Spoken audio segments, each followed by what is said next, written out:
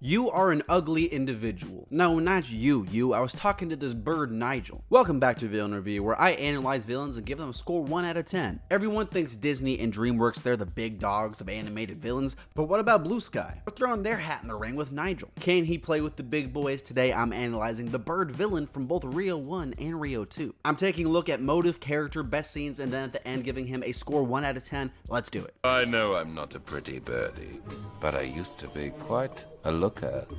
A star. Nigel used to be a big deal, a pretty bird, as he puts it. Not me. I would never say that about a bird. I'm not a freak. The star of a big TV show. But just like all celebrities, he eventually ages out and gets replaced by a better looking, probably younger bird. Now he hates all pretty birds and makes it his personal mission to make them ugly. Honestly, I hate to say it, I'm cool with it. This is an animated film about singing birds. Do you really think I'm expecting them to have this big and deep and complex motive for their villain?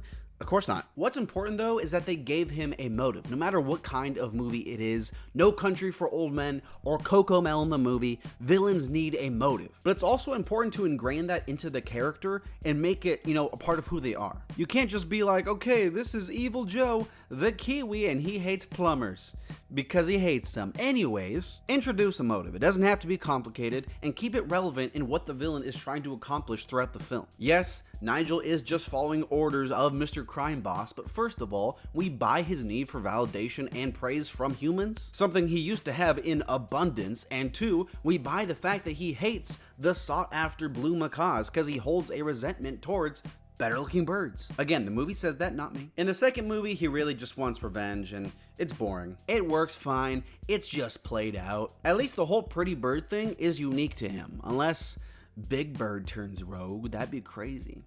When I bite down on your head, will it go pop or will it go?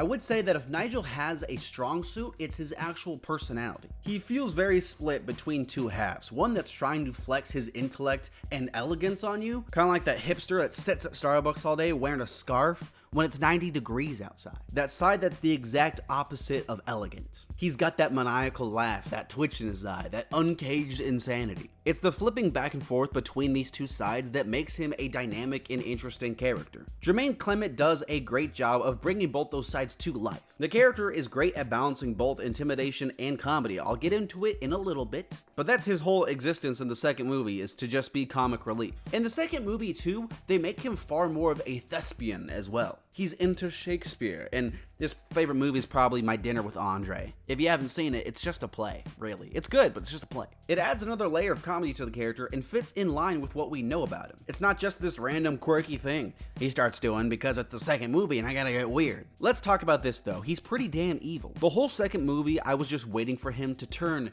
a new leaf, to side with his fellow birds against the tree choppers, the humans, and he never does. He's just that petty, and I respect it. I love it. When the guy has nothing to live for except in his head getting revenge on Blue, he doesn't let it go. He doesn't let it go and mature. He holds on to that feud for dear life, dude. Like it's the only thing he's got, because it is. In a way, this bird character is the most human of them all, because that's exactly what humans do. Sure, sometimes we forgive and forget, but sometimes, whether it's a person, a restaurant that makes you sick that one time, sometimes we hate that thing for all of eternity because we're just that petty. Very immature of the character, and I love it. Like I was saying though, the dude doesn't care about anyone who isn't voiced by Jermaine Clement in this film. He has this poison frog worshiping him the whole entire movie, and never does he really seem to even appreciate her outside of manipulating her further to help him accomplish his goals. Utter piece of filth, and he's great for it. I will make you ugly too. I love a good villain song. So what's the verdict on Nigels' song Pretty Bird? It's okay. Jermaine Clement does great. As a song, I like some of the melodies, especially those background birds singing, "He's nasty." You know that part? I don't know, dude. I just like it. It goes good. Goes crazy. But I don't like the rap he does. And there are a few other lines here I don't think work very well. Overall, I like it enough in the film, but I don't really think anything of it after the fact. Am I an adult criticizing an animated bird's rap?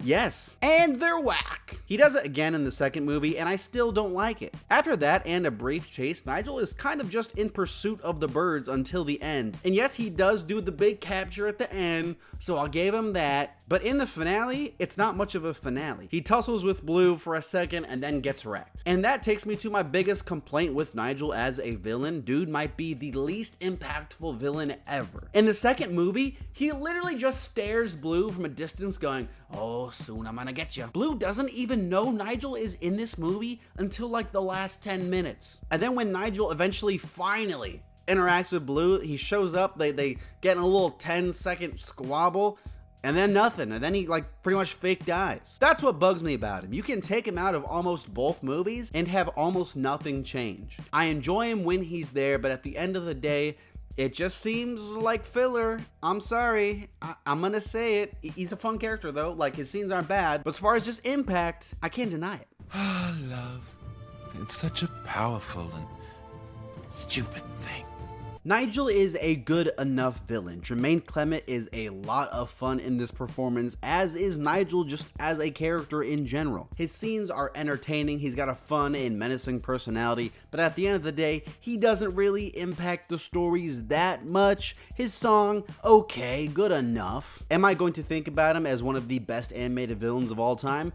Probably not, but I enjoy watching him. I'm gonna give Nigel a 6.5. To take arms against a sea of troubles and by opposing, bend them. Thanks so much for watching New Villain Review every single week. Kinda, sorta. It's complicated. I've been bad, guys. Don't worry. But I got one Monday, so that's gonna be 2 quick ones back to back. Let's do it. Talk to you later. Bye.